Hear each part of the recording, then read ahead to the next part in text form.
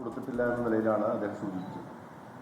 എന്തുകൊണ്ടാണ് അദ്ദേഹം ഇങ്ങനെ പറഞ്ഞതെന്ന് എനിക്കിപ്പോഴും മനസ്സിലായില്ല. കാരണം എന്താണെന്ന് വെച്ചാൽ, ഒന്നുകിൽ ഈ തൃശ്ശൂരിലെ തെരഞ്ഞെടുപ്പ് മുഖ്യ വരണാധികാരി ജില്ലാ കളക്ടർ കൃഷ്ണ തേജ ഈ കേരളത്തിലെ മുഖ്യ തെരഞ്ഞെടുപ്പ് ഓഫീസർക്ക് ഇവിടെ നടക്കുന്ന പരാതികൾ കമ്മ്യൂണിക്കേറ്റ് ചെയ്തിട്ടുണ്ടോ എന്ന് സംശയം ജനിപ്പിക്കുന്ന കാര്യമാണ് അദ്ദേഹത്തിൻ്റെ മറുപടിയിൽ കാണുന്നത്. എന്തുകൊണ്ടാണെന്ന് വെച്ചാൽ,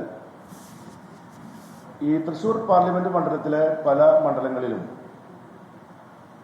മറ്റു മണ്ഡലങ്ങളിൽ നിന്നുള്ള നിരവധി ആളുകൾ വോട്ട് ചേർത്തതായിട്ടുള്ള പരാതി അന്ന് തന്നെ ഞങ്ങൾ ഉയർത്തിയിരുന്നു. നിങ്ങൾ പത്രക്കാർക്ക് അറിയാം, അത് LDF മാത്രമല്ല, UDF നേതൃത്വത്തിൽ നിന്നും അത്തരത്തിലുള്ള പരാതികൾ ഉയർന്നു വന്നിട്ടുണ്ട്.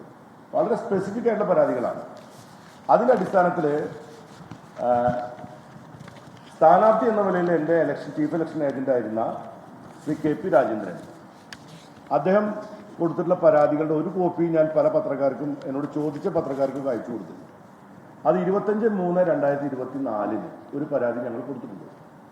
രണ്ടാമത്തെ പരാതി കുറച്ചും കൂടെ സ്പെസിഫിക് ആയി ആളുകളുടെ പേരുകൾ സഹിതമുള്ള രണ്ടാമത്തെ പരാതി ഞങ്ങൾ അദ്ദേഹത്തിന് കൊടുത്തു 25/4/2024.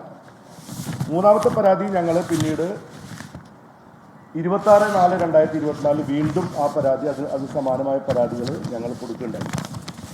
അപ്പോൾ പരാതി കൊടുത്തിട്ടില്ല എന്ന നമ്മുടെ ചീഫ് ഇലക്ഷൻ ഓഫീസറുടെ ഈ ആക്ഷേപം അടിസ്ഥാനരഹിതവും ആളുകളെ തെറ്റിദ്ധരിപ്പിക്കുന്നതുമായ കാര്യമാണ്. അത് അദ്ദേഹം ആരെ സംരക്ഷിക്കാൻ വേണ്ടിയിട്ടാണെങ്കിലും അത് ശരിയായിട്ടുള്ള ഒരു രീതിയായിട്ടില്ല എന്നാണ് എനിക്ക് തോന്നുന്നത്. എന്തുകൊണ്ടാണെന്ന് ചോദിച്ചാൽ, അദ്ദേഹം പറഞ്ഞൊരു കാര്യം, ഈ വോട്ടർ പട്ടിക പ്രസിദ്ധീകരിച്ച കാര്യങ്ങൾ അദ്ദേഹം പറയുന്നുണ്ട്. ആദ്യത്തെ വോട്ടർ പട്ടിക പ്രസിദ്ധീകരിച്ചു, അതിനുശേഷം തെരഞ്ഞെടുപ്പിന് വേണ്ടിയിട്ടുള്ള ഫൈനൽ വോട്ടർ പട്ടിക പ്രസിദ്ധീകരിക്കും 4/4/2024. ആ 4/4/2024 പ്രസിദ്ധീകരിക്കുന്നതിന് മുമ്പ് ഞങ്ങളുടെ ആക്ഷേപത്തിന്റെ പ്രധാനപ്പെട്ട ഒരു കാര്യം എന്ന് പറയുന്നത്, ഈ 1/22/2024 പ്രസിദ്ധീകരിച്ചിരിക്കുന്ന ഒരു കരട് പട്ടികയുണ്ട്, ഫൈനൽ പട്ടിക. അതിനെ തുടർന്ന് പിന്നീട് വീണ്ടും പേരുകൾ ചേർക്കാൻ കിട്ടുന്ന ആ ഗ്യാപ്പിലാണ് ഈ പറയുന്ന അനധികൃതമായ വോട്ടുകൾ മുഴുവൻ ചേർത്തിരിക്കുന്നത്.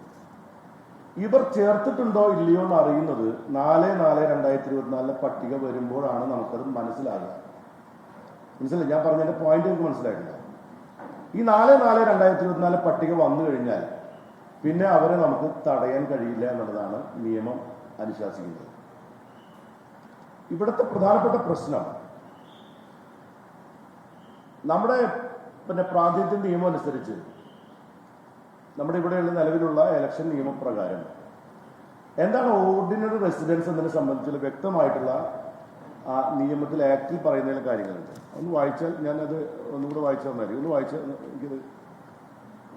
A person shall not be deemed to be an ordinary resident in a constituency on the ground only that he owns or is in possession of a dwelling house there.